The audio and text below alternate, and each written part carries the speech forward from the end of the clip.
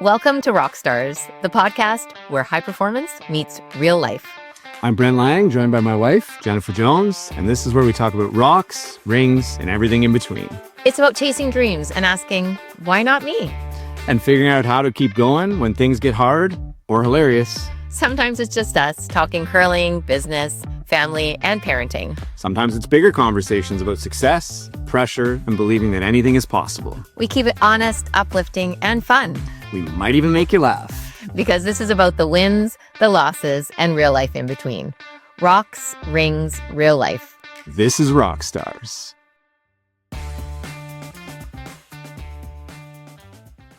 Welcome back to Rockstars, Rocks, Rings, and Real Life, the podcast where a couple of dream chasers open up about chasing big goals, living in the moment, navigating life's highs and lows, and figuring out what comes next together.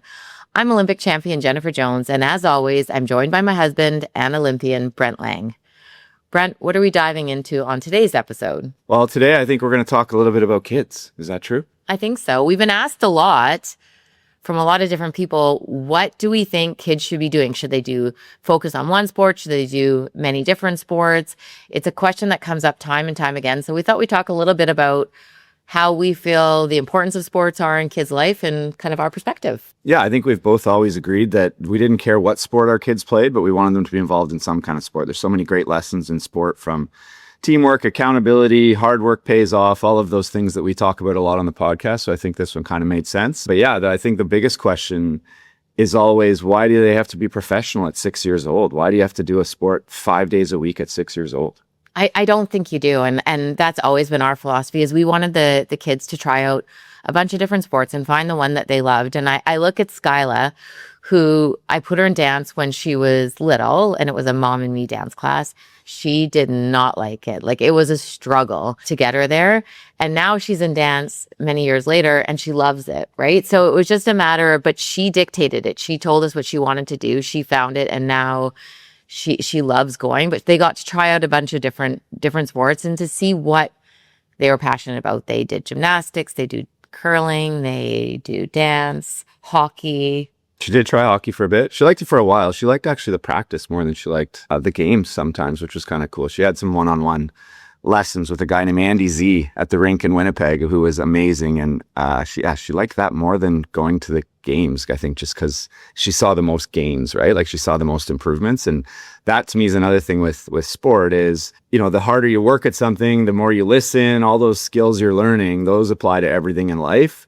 And I think that's what she loved. That's where she gained the most confidence and gained the most in her skill set. And so that was super fun to see and to watch. But yeah, we've always encouraged them to play lots of different sports. And I think a lot of, athletes talk about what, I think of Wayne Gretzky talking about playing lots of sports growing up. But then eventually, it comes down to you either get too good at one sport or they make you choose. And I don't know. It seems like that's the way. And you're in charge of the sports in our house. I mean, you'd take care of a lot of the kids' stuff. A lot. When I say a lot, I mean like all of it. But yeah, it's they expect a lot. Like, talk to us a little bit about what the dance studio expects and what the gymnastics and how they differ in different sports. I mean, obviously we know curling, but you know a lot about dance and gymnastics now. You're an expert. I do. And it's not something that I did when I was growing up. So it's been definitely an evolution for me. But I think for us, because we moved a little bit, we got to try out some different studios, some different places. And what I realized for our family and for our kids is what worked best was an environment where they always felt like they were improving. And we're not about, you don't have to get a ribbon for everything you do. And, I know you do. So we're not all about just always just saying the positives. I think our girls really like being in a competitive environment where they feel like they're learning. They don't enjoy recreational classes. They like to be around kids who are focused and who want to get better. But in the same breath, they also know, and I'll use gymnastics as an example, they knew that they're probably not going to go to the Olympics in gymnastics, and they were okay with that, but they still wanted to learn new skills. They wanted to be in the competitive environment. They really loved that, but they also wanted to feel really good about what they were achieving and what they were doing. So I love the gymnastics gym that we found. It's all about just personal goals and striving for your personal best, feeling good about yourself. And they actually encourage a balance. So it was okay for the kids to also do dance and and love that as well. And then for us, because we go away traveling with curling and we sometimes didn't want the kids to be away from us all the time. If they had to miss a couple of gymnastics, that was okay as well. So that worked for our family, I think. But it's finding that right place and that right fit. And I love it there. It's Nova Gymnastics. I really felt like it's been a really great place for the girls. But then there's also dance and they love dance. I think they love the team environment in dance. Well, that's the biggest difference between the two is one is an individual thing and the other one is the team, and the team's counting on you. And now knowing a little bit about how intense those dance competitions are and how many things they have to remember and how long they practice for. I never even really understood why there was an event season. Now I get it. You practice your dance for months, and then you go out and you show off what you've practiced for another month and a half at 4, 5, 6 dance competitions. But I think the difference is one of the big differences between those two. They're both great. Are they both studios? One's a gym, one's a studio. Yeah. But they're both great places, run really well, high standards, all of those things. But I think the biggest difference is individual versus a team. You got the team counting on you. I think that's a really good lesson. But I can't let the ribbon thing go. I got to talk about it. Well, in a minute. Can we just finish this? Yeah. Sure. Okay. But I agree. And there is a team feel at gymnastics as well. Like the girls always cheer for like their fellow gym mates, we'll call them, or teammates. But when you go on the floor, it's your routine. It's you. And so I think dance is your teammates are relying on you. You all have different parts in the routine. It's you can't really miss, because if you're not there, then you're part of it. It's a missing piece that doesn't get practiced. So it's a commitment for the parents, and it's something that I think that we're learning as well and trying to figure that all out. But then when I see the kids, and they love it. They love being out there. They love getting better. They want to be better. They want to work harder. And so now you see, and that's why Skyla actually didn't play hockey this year, is because she wanted to do dance, and there was going to be too many conflicts, and you can't miss dance, and you also really can't miss hockey because you're going to let either team down. So it was kind of a choice there, but I do see why it's so structured. But the kids never give us a hard time about going. They don't. And do you see more value in individual sports versus team sports, or vice versa? Like, if you're giving advice to our younger selves when we're putting our kids in sports, is there a better or a worse, or are they just different? I think they're different. I don't think there's a better or worse. I really love the team atmosphere. I think for our girls, it's been great. They're both kind of a little bit more shy by nature. So I think that it's been really good to kind of build those foundations, build that sense of community, becoming leaders in their own way in that team environment. But then an individual sport as well, you kind of have to go out there by yourself and perform. So I think there's benefits to both. I really believe that whatever you're passionate about, whatever gives you the most joy, is really what you should focus on. But I think there's so many lessons in team sports that it would be great for all kids to at least play some sort of team sport along the way. Yeah, that's how I feel too. I think a team sport is mandatory if you're going to get into sports, because you got to know what it feels like for other people to count on you. You want to know what it feels like when, somebody picks you up, or you're able to pick them up, or, working towards a common goal, whether you love or hate people, which I'm kind of leaning more towards. I don't like a lot of people. I like a few. But you're gonna need crowds. I definitely don't like crowds, but you're gonna need people along the way. So you're gonna have to learn how to work in teams, whether that's in your business, at work, or wherever. So I think there's a ton of good value in team sports. But yeah, you're right about the individual one too. It's nice to see them only be able to count on themselves, and they get help and they get coaching. But when it comes down to it, it's you against whatever it is, against those judges in gymnastics, I guess. But so I think there's huge value in both. Yeah, but I believe, so we're going back to the original question, I believe that you shouldn't have to specialize until you get to a point where it just becomes, the time commitment is just too much. It's almost not optional now, though. There's only 7 days a week, unless you've found the 8th. And, competitive dance is 4 or 5 days a week. Yeah, and so it just becomes to a point where there's just not time. Right, you have to choose really early, and I think that's, they still have, gym and school and stuff, but I think you're missing out on becoming that all-around athlete. And I'm impressed with how athletic the dancers are, I'll be honest. I wasn't It's unbelievable super sure of of dance. The costumes, I'm still getting my head around some of the costumes that they put some little girls in that doesn't quite feel right, and all the makeup and stuff and the stress of the moms. Like I just have to sit and hold seats, but the hair changes and you see all the moms running around, and I don't find it stressful. I find that fun. I find it stressful. It's like it's a challenge trying to get the quick change and get it done, and you see their little faces light up, and I don't know, it's just fun for them. Like they love it. I really I'm a dance bum. Like I love it. And what about curling? We're forcing the kids to curl, right? No. Why? Curling's the best. You become a millionaire, you're super famous, people think you're really cool. We don't force the kids to do anything. Like they both want to do it. They love it.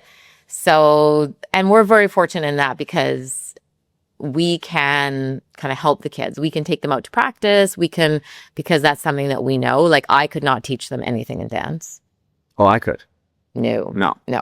So they do love curling as well. So, but that's something that we can just kind of take them out and do. And the one thing I loved about curling, and I think it's very similar to dance, is because I was very introverted and shy growing up, the curling kind of allowed me, especially as a skip, I could kind of be off on my own, but still be a part of a team.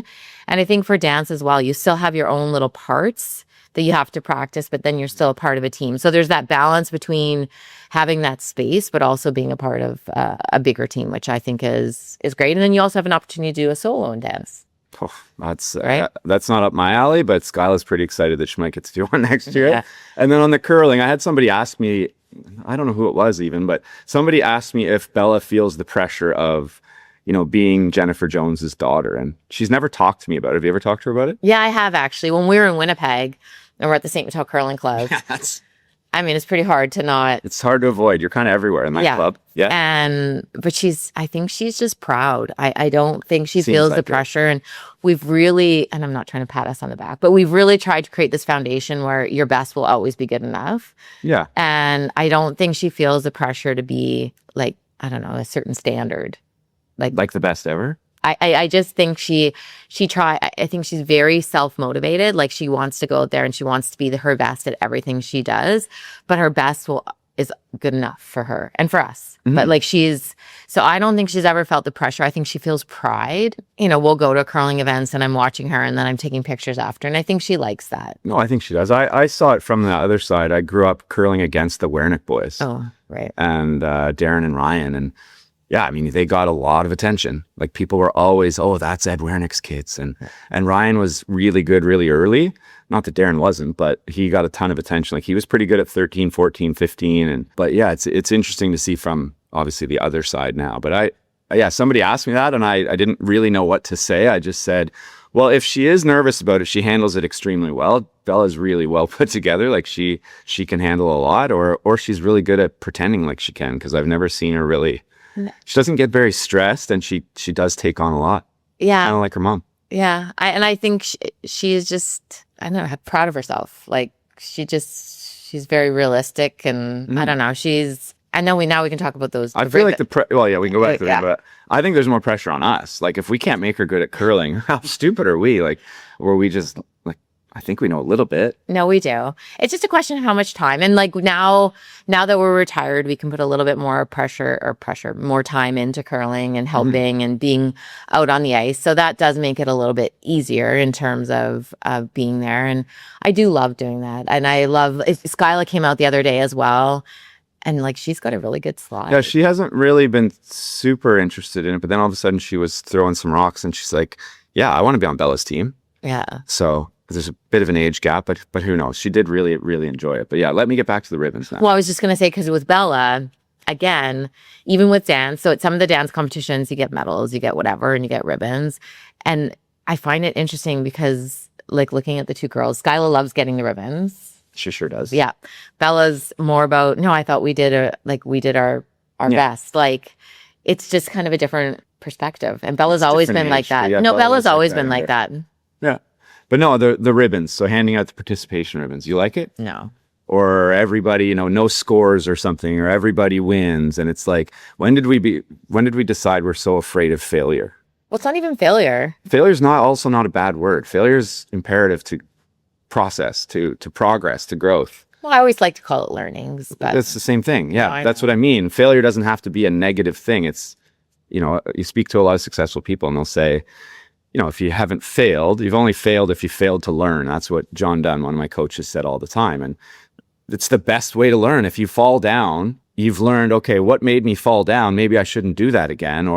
And the opposite is also true. If you do something really well, you want to remember it. And if you don't get rewarded or not penalized, but if everything's just always so great and your best is good enough, but I don't think we should be so afraid of failing. No, I agree. And I always say, people will say, like, what was kind of the biggest moment in your curling career? Was actually a loss. I think a loss and how I responded to the loss actually made me better under pressure and made me have a different perspective and helped in me personally be successful. So I do think sometimes not maybe being at the top of the podium or, having a blip or making mistakes is sometimes going to be the best thing that ever happened to you.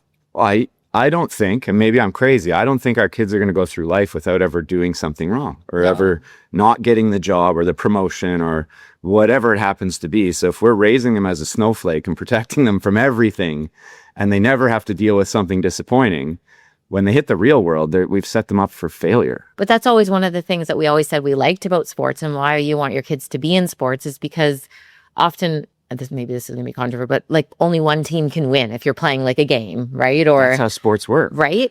And so it's okay to not win. Like it can still be proud of your team. You can still celebrate some of your small successes in that moment, even though you might not have won on the scoreboard. Like there are valuable lessons to take away from it. And then also say, you know what, next time maybe we want to be that winning team. What do we need to do to change so that we are on top of the podium or we get the best score in dance or whatever it may be. So I think sports helps you learn that sometimes you need to maybe improve certain things in order to achieve your goals. And that's going to help you later in life. So I agree with you. Wow. I know. All of that to say what everybody already knew, that I'm right. Yeah, you are right. On that I think one. so. Yeah. No, I think it's super important. And I think one of the best sports for it is golf because golf is so hard. That it humbles everybody. But you have, moments of brilliance and you try and find that again. And it's the pursuit of something that I think is really important. It's not just it's not just getting there. It's not the success at the end. It's all the hard work that goes into it that makes that success kind of feel cool, Yeah. I think. I always say that if you knew you're going to win every time you stepped on the ice, like I'll use curling for us, it wouldn't have been as much fun to win. It's the fact that you can lose on any given day that makes it so much more rewarding. And it's a great lesson for the girls, for kids to learn that, there's, and then also to cheer for your teammates, to uplift them, to be that teammate when they do make mistakes, because we're not all perfect. You want to be that team cheerleader, that person that brings out the best in the people around you, even when things don't go perfect. And so lots of great lessons in sport. I think it's really important. It wasn't really an option in our house for swimming lessons. Were not an option, and that's then a life skill, and being involved in sports. Yeah, no, I agree. And I think the harder something is, the better it feels when you get there. Like fulfillment's always on the other side of hard work. There's no question. And the longer you have to work and the harder it is, you see like Skyla getting a skill in gym or in dance. And the longer it takes her, the more excited she is when she gets it. And we've told our kids that's a fact of life, that if it's easy, it doesn't feel that good. Like it's like, okay, great, I did that, and you just forget about it. But if it's really hard and you have to put time and effort and you fail over and over and over again, and as long as you're failing forward, then when you get there, it's pretty cool. Yeah. I think it's great. So long way to say that we really believe that sports is super important. I don't think you should specialize too early. Let your kids find their love. Like our girls love golf, so they do that in the summer. And they Skyla loved hockey, gymnastics, and dance, and now she has to choose. So she chose the one that she loved the most because she would rank them, and she found it. But now, because she played hockey, she can skate, right? Like she loves that she's faster than her older sister now on skates. Yeah, like there's things that are going to help you. And let's just say that they don't want to pursue gymnastics or anything anymore. Well, the skills they learned in gymnastics are going to help them in curling. Like, it's just good for everything. It's just good for everything. So I don't think you should specialize. I think that you should but follow your kids, like let them lead the way and whatever it may be. But team sports has so many valuable lessons. Yeah, and golf is the reason why men have kids, so that the kids golf, and then you can play golf every Saturday and Sunday with your kids. Oh, is that why? Because you're a dream dad. That's what Christian said to me the other day when we were golfing. Well, that's why we had kids, right? And it's like, well, that's why I had kids. Yeah.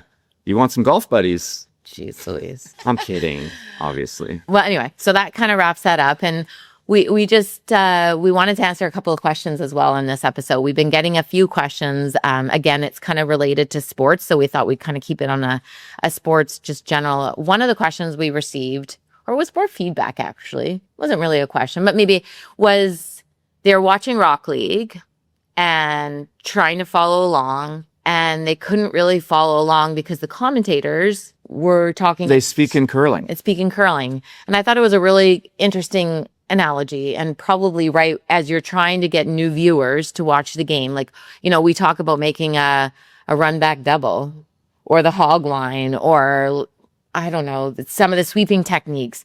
Carving or knifing. And this guy's, well, he's definitely almost the smartest person I know or have ever met.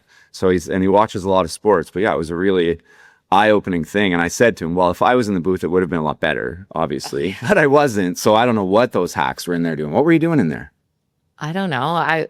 It was just a question of trying to find a way to simplify it. So I'd be interested to see what everybody else thinks. Do you think if you simplify it, the curling fan audience won't enjoy it as much because it's too simple? I think it should be okay. I think you do it in a way. But I've heard that from a lot of new curling fans is that they don't follow, they don't understand. When we covered the Olympics, one of the things that we tried to do was to provide language that new curling fans would be able to follow along. And maybe that's something that should happen on a more regular basis so that we can create new curling fans out there that can follow.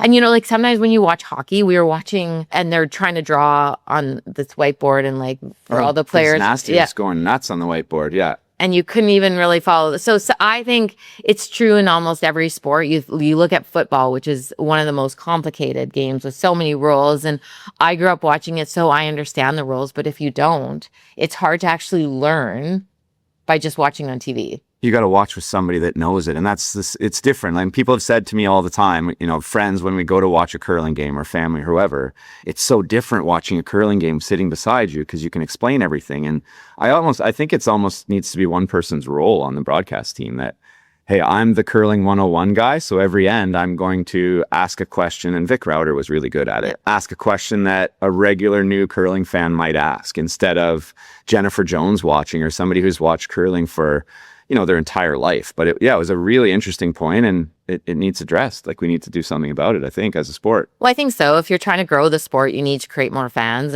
And really, curling, as we always say, is chess on ice. Well, if you don't understand the chess, you're probably not going to love the game. So I think it's something, and even all sports, maybe that's why hockey hasn't grown it has grown, but not maybe at the rate that they predicted, is because it's complicated.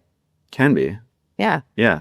So it's just I thought it was a really interesting point. And you're going to take that back to the team, your commentating teams, or no? Yeah. I think so. And it's something that I actually am cognizant of. But like when I'm commentating, is I do try to explain what I don't try to use lingo. But we're talking about bringing all these new fans into these, and that's what Rock League's about, right? It's curling unleashed. It's different. It's faster. It's more fun. It's for a new audience. So we need to talk to a new audience. Yeah. And it is something I do. I am cognizant of it. I try to do that when I'm in the booth, but you're also, you don't have a very long time. So sometimes you're trying to talk. And do you think that's sorry to cut you off, but do you think that's your role? No, I think it's probably like your we call it the play-by-play. Yeah. I think that's, yeah. So like the Vic Routers, the Rob Faulds, whoever is in that the voices. Right? The legendary voices of our Canadian sports scene. Yeah. So anyway, I just found that it was a really great comment and something that, so if you have any questions, if you were watching the curling or actually we're pretty good in all sports and you don't understand, just send us a message and maybe we can try to break it down. Sure. Right? If it's about curling, we probably know the answer. Yeah. Or we can make it up and you won't know the difference. That's true. Yeah. And then the other question I had lately was, is there something where we can train the coaches for curling so that Teach the teachers. And it sounds like Curling Canada does have a program. I'm not in the know there, so I didn't really know, but I think it's something that we might look at doing. Yeah, I would like to do that. And because there's a difference between I had to go through a lot of the coaching stuff in the last few years. And, we got to skip some of it, so I don't know the whole program. But going through and some experience this year with some of the coaches that are coaching kids that our kids are playing against, it scares the shit out of me. Like, it's not just that they don't know the game, it's that they're not letting the kids learn on their own. And the fact that the coaches are on the ice seems like such a great idea, but I hate it. I know, especially sometimes the coaches are telling them exactly what to do all the time. And like what we talked about earlier in this podcast is that you need to let them make mistakes so that they won't do that again. Sometimes it's hard as you're sitting there going, don't do that. Yeah, but you got to do it. Right? It's the only way to, it's not the only way to learn, but it's the fastest way to learn. Do something wrong and then talk to somebody about it and figure out what you did wrong. And it's like, okay, then you start to learn. But yeah, I don't know. I'm not a fan of that. No, I know. Personally, so I think it's something that it. we're going to try to look at doing eventually is... Rockstars online curling? Yeah. Ooh, we might do some videos and stuff. Maybe. Coaching. So stay tuned if you're interested. Fundamentals. Yeah. Ooh, I like it. Exciting. But when are you going to let me in on this secret? Oh, when we're ready to go. Right now. Yeah. But I think that wraps up today's episode. Thank you so much for tuning in. Please keep chasing that chaos, chasing adventures, loving the ride, never stop dreaming. And we will see you next time on Rockstars.